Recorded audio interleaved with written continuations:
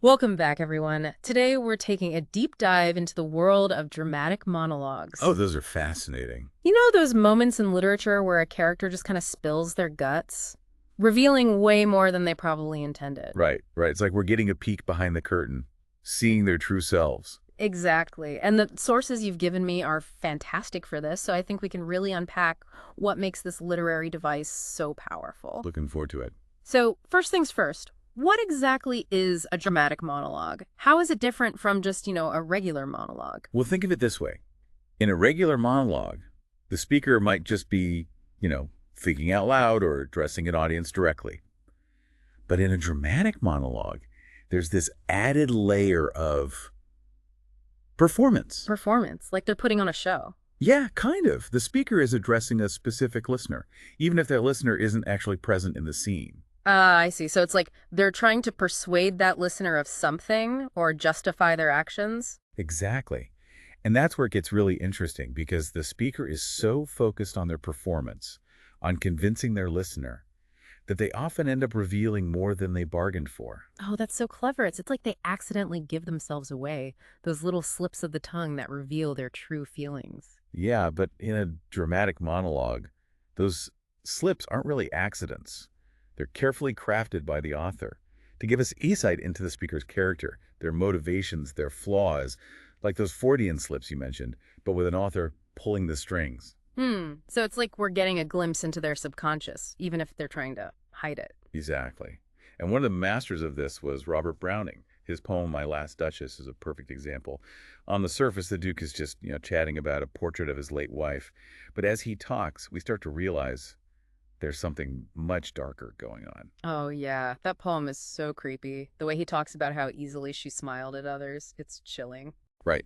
And that's what Browning does so well. He uses these seemingly insignificant details, a glance, a gesture, a turn of phrase, to reveal the darker side of his characters, the stuff they're trying to keep hidden. So it's like we're piecing together a puzzle, looking for clues to understand the speaker's true nature. Yes. And that's what makes dramatic monologues so engaging.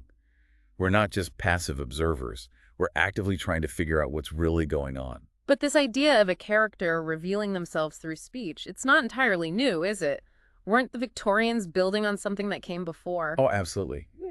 We can trace elements of the dramatic monologue all the way back to ancient Greek drama and those famous Shakespearean soliloquies. Ah, like Hamlet's to be or not to be. Exactly. That's a prime example of a character grappling with their inner turmoil Yeah. in a way that feels both deeply personal and incredibly theatrical. Right, like he's performing for us, even though he's technically alone on stage. Exactly. But it was the Victorians, particularly Browning and Tennyson, who really refined the dramatic monologue. They turned it into this tool for exploring the complexities of human psychology, especially the murky, morally gray areas that make us so uncomfortable. And that's what makes it so fascinating, right? Because it's not always clear cut. We're forced to confront these characters who might be flawed, even villainous, but they're also deeply human. Precisely. And Browning was a master of that darkness, those hidden desires and motivations. But Tennyson often explored those more internal philosophical struggles, too. So we've got this one speaker pouring their heart out to a silent listener, often revealing more than they intend. But how do these Victorian poets create such compelling, dramatic monologues? What are the key ingredients that make them so captivating? One key ingredient is the whole idea of self-justification, and that moral ambiguity. The characters are constantly trying to convince us, and maybe even themselves, that they're in the right, that Ah, their actions are totally justifiable. But the more they try to justify themselves, the more we start to see those hidden motives. so it's like we're watching them build their own case against themselves. Yeah, exactly. And it's up to us as readers or listeners to decide whether we buy it. Browning's poem, The Bishop Orders His Tomb at St. Prax's Church, that's a great example of this. Oh, that one's a wild ride. I mean, a bishop on his deathbed worried about the size of his tomb. It's not really about the tomb, is it? It's about all the things he's clinging to, even as he's facing death. That desire for worldly possessions, the envy, even the vanity, it all comes pouring out. And he tries so hard to make it sound pious, like it's all for the glory of God. But you can see right through it. Oh, absolutely. Browning was brilliant at using irony and unreliable narration to create that tension. We have to read between the lines, question everything the speaker is telling us. It's like a literary game of Clue. Right. Where the detective's trying to figure out who's really guilty, what are the motives. But speaking of motives, what about the psychological insight that these dramatic monologues provide? I mean, that's a big part of what makes them so fascinating, right? Totally. It's like we're getting a glimpse into these characters' minds, seeing the world through their eyes. Exactly. By giving us access to the speaker's thoughts and feelings, it allows us to witness their raw emotions, Yeah. their desires, their fears, all those things that make them human. Even if those humans are deeply flawed. Yeah, even then. We might not agree with their actions, but we can at least understand where they're coming from. And that's what makes it so compelling, right? Because it's not always black and white. These characters are complex. They make us think. Exactly. Yeah. And the way they achieve this is through that direct address, that feeling that they're talking right to us. It draws us in, makes us feel like we're part of the conversation. Like we're their confidant, even if we know we shouldn't trust them. Exactly. And that sense of theatricality, that performance, Yeah. it adds another layer. We're not just reading words, we're experiencing a performance. Hearing those inflections in their voice, imagining their gestures. So it's like a one-man show, but on the page. In a way, yeah. And you mentioned Browning and Tennyson both being masters of the dramatic monologue, but they did have very different styles, didn't they? Yeah, Browning seemed to be drawn to those darker aspects of human nature, the more villainous characters, whereas Tennyson's characters often felt more, I don't know, introspective. Yeah, that's a good way to put it. Browning, he really wasn't afraid to explore the underbelly of human experience. His characters are often driven by obsession, jealousy, those raw, primal urges. Like the Duke in My Last Duchess. He's terrifying, but you also kind of understand him in a twisted way. Exactly. Browning forces us to confront those uncomfortable truths about human nature. But Tennyson, he's more interested in those internal struggles, the battles we fight within ourselves. Like his poem Ulysses, right? Perfect example. Here you have this aging hero, restless and yearning for adventure, but also struggling with the limitations of age and the weight of his responsibilities. It's a very human conflict. And that longing for something more that resonates even today. Absolutely. And Tennyson uses the dramatic monologue to give us a glimpse into Ulysses's inner world, his thoughts and feelings, as he grapples with these big questions of purpose and meaning. It's very internal, very philosophical. So Browning's like a psychological thriller, and Tennyson's more of a philosophical meditation. That's a great analogy. Both exploring human experience, but through very different lenses. It's amazing how versatile the dramatic monologue can be, but it seems like it was really a product of the Victorian era. Did it fade away after that, or did it continue to influence writers in the 20th century and beyond? It's pretty amazing, right? How a form that kind of developed way back in the Victorian era can still speak to us today. Yeah. It makes you wonder, is it just because we all love a good, juicy confession, or is there something deeper at play here? It's definitely more than just, wanting the gossip. The dramatic monologue has this power. It combines psychological realism with this kind of theatrical intensity, Mm-hmm. and it lets us explore, all the messiness of being human. And it didn't just, like, disappear after the Victorians either, right? Right. Oh, not at all.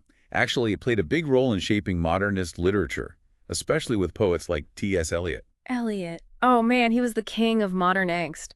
All those fragmented narratives. Exactly. He was fascinated by the human mind, all those anxieties and uncertainties of modern life. Hmm. And he saw the potential in dramatic monologues to explore all of that. Mm-hmm. I mean, his most famous work, The Love Song of J. Alfred Prufrock, it's not a traditional dramatic monologue in the sense that there's like a specific listener, but it uses many of the same elements. Yeah, Prufrock, that classic modern man, so full of self-doubt, crippled by indecision. Reading that poem, it's like you're trapped inside his head. That's it. And even though there's not a clear, silent listener there in the poem, the whole thing feels like a performance. Like Prufrock is desperately trying to connect, trying to make sense of his place in a world that feels increasingly, fragmented and impersonal. So it's like he's putting on this act, Yeah. right? But the mask slips and all that anxiety, all those insecurities come pouring out. Exactly. That tension between the face we show the world and our true selves, that's a key part of the dramatic monologue. It's about exposing the gap between how we want to appear and reality. Yeah. Right, between the stories we tell ourselves and the truths we're maybe trying to bury. Exactly. So it sounds like the dramatic monologue, even though it evolved beyond that strict Victorian form, it gave modern writers this way to explore these very modern anxieties. Totally. And its influence goes way beyond just poetry. Think of those intense first-person narratives that we see in novels and films. They draw you into the mind of a character who's, often a little troubled, Yeah. and you experience the world through their eyes, but you're also constantly questioning their motives. You're piecing together the truth. It's true. It's like the dramatic monologue has become, I don't know, part of how we tell stories. It's everywhere. It reminds us that the really good stories, they challenge our assumptions, Yeah. make us confront those uncomfortable truths about ourselves and the world around us. Mm. And the dramatic monologue, it has this unique way of doing that by combining that intimacy with that feeling of being in a theater. Okay, I'm starting to see how this deep dive into dramatic monologues, it's giving us these new tools to understand not just literature, but also just human experience itself. It's about being more aware, more critical, learning to look beyond the surface, to really grapple with, the complexities of why people do the things they do. It's about reading between the lines, questioning everything, and recognizing that people, both real and fictional, are always putting on a performance for someone. So the next time I'm reading a novel, watching a movie, even just having a conversation, I should be looking for those subtle hints, those moments where someone might be revealing more than they mean to. Absolutely. It's about becoming a more astute observer, really paying attention. This has been so eye-opening. I feel like I have a whole new understanding of the power of dramatic monologues. It's been a pleasure, really, getting to explore these incredible works with you. Before we go, is there anything else you'd like to leave our listeners with? A final thought to, I don't know, ponder as they continue their own literary adventures. I'd say keep this in mind. The power of a dramatic monologue. It's not just in what the speaker says, but also in what's not said. Those unspoken thoughts, those unasked questions, the reactions we can only imagine. That silence becomes its own character, shaping the conversation, changing how we see the speaker's words. Wow, that's such a great point. It's like the listener, even though they're silent, they're like a mirror, reflecting the speaker's true self back to them, whether they like it or not. Exactly. So as you continue to explore dramatic monologues, pay attention to those spaces between the words. Listen for those moments of tension, of ambiguity.